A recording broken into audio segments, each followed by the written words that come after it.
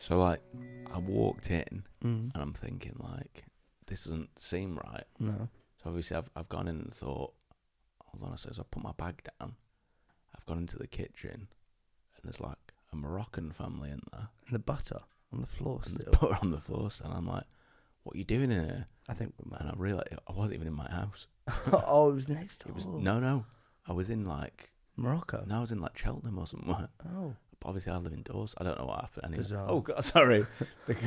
Didn't even realise the cameras were on. Welcome back to the Sales Stoic. Welcome back. Hopefully, watching that then, you spotted the pattern in our conversation, because I didn't.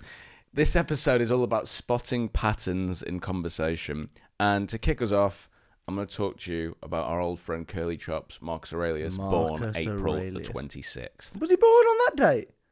Could you actually lower the pitch of your voice? Because that was quite startling. Wow.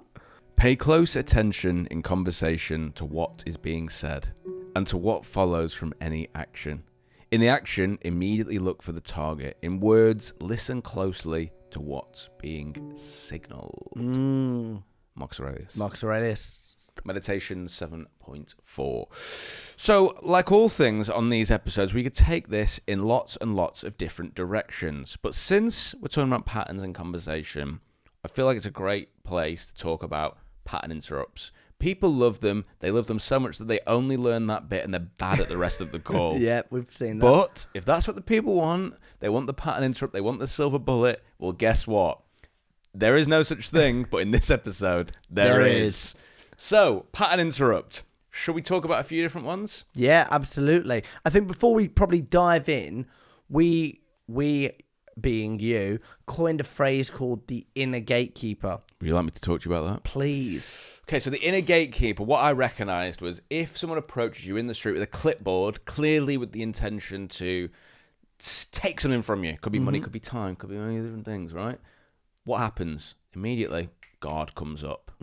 Well, yeah, I'm busy, actually. I've got to... No, I'm all right, actually. I've got to carry on, right? So there's that feeling. That there is the inner gatekeeper. Part of your brain is kicked in to say, I need to protect you because this could be boring. This could be risky. This could be dangerous. Wow. Peligroso. Thank you. Okay? So when you cold call someone, the same thing happens. They're running through the same system of, who is this? Is this safe? What's it about? Is it going to be boring? Where did they get my number? All these different things are being played out. So, pattern interrupts get round that. Because if I ring you up and I say, Jack, it's Zach calling today. How are you? Yeah, I'm good. You know that. You probably wouldn't do that. Actually. Yeah, I'm really You'd know it was a sales call, wouldn't you? No, it was a sales call. Yeah, I don't think you do what you just did. No, but I thought if it was you say it's Zach, and I'm like, yeah, I'm my best friend. Oh, never mind. Never mind. So a pattern interrupt would basically disrupt that pattern, and ways of disrupting the pattern are using honesty, humour, and room to say no to disarm the inner gatekeeper. Pack a punch. So the most used one is probably, Jack, I'll be honest, this is a sales call. Do you want to hang up or let me have 30 British seconds? Other variations are available. That's where you're calling from. You're probably going to hate me. It is a sales call. I don't know if that makes you want to drop kick your phone across the room or let me have 30 seconds. I'm going to be so honest because you probably get so many of these. It is a sales call about PPI. I don't know if that makes you want to swallow your phone and regurgitate it out the other end. I'll be honest, Jack, I am a salesperson, so this might be the part where you tell me you have salespeople tracked down and shot. John, I'll be so honest with you. I'm calling you to talk about recruitment processes. I don't know if that makes you want to put your head in a microwave and set it for 30 seconds. John, I'll be honest. I'm trying to put an EV charging point in your car park. I'm guessing you're shocked. Oh, I love that one. You like that one? Very good. So they're like your classic kind of CEO, straight to the point ones. But also, what we found is it's horses for courses. People buy from people like them.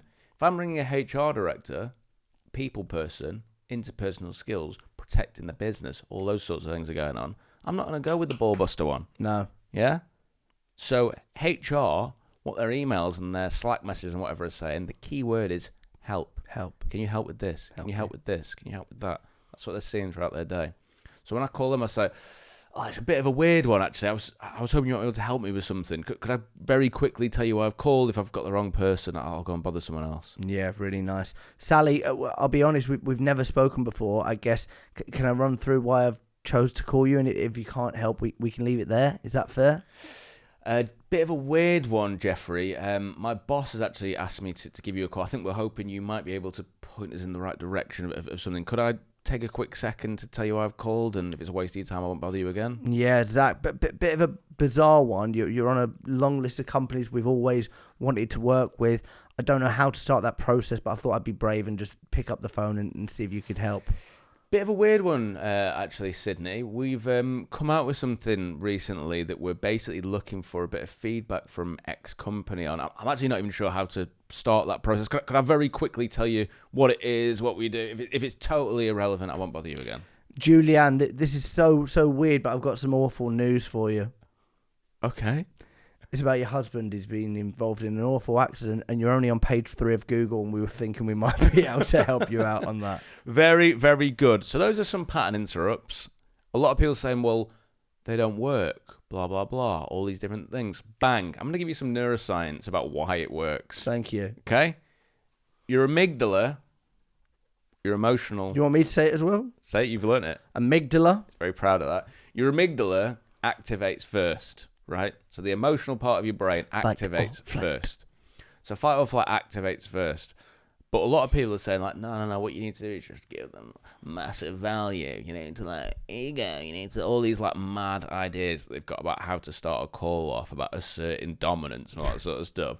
If I met someone I'll give you a different example. I'm in a restaurant, right? And my waiter comes over and starts trying to assert dominance. I'm like, what's going on? This is just how people like to be sold to, isn't it? I'm trying to upsell you the steak for the main course. Schmuck. So it doesn't work. Look at the neuroscience and look at the why. And I'm getting actually fired up about this. Okay, let's go fight outside. I've been Jack Frimston. I've been Zach Thompson. Remember, you will die. Zellamzy.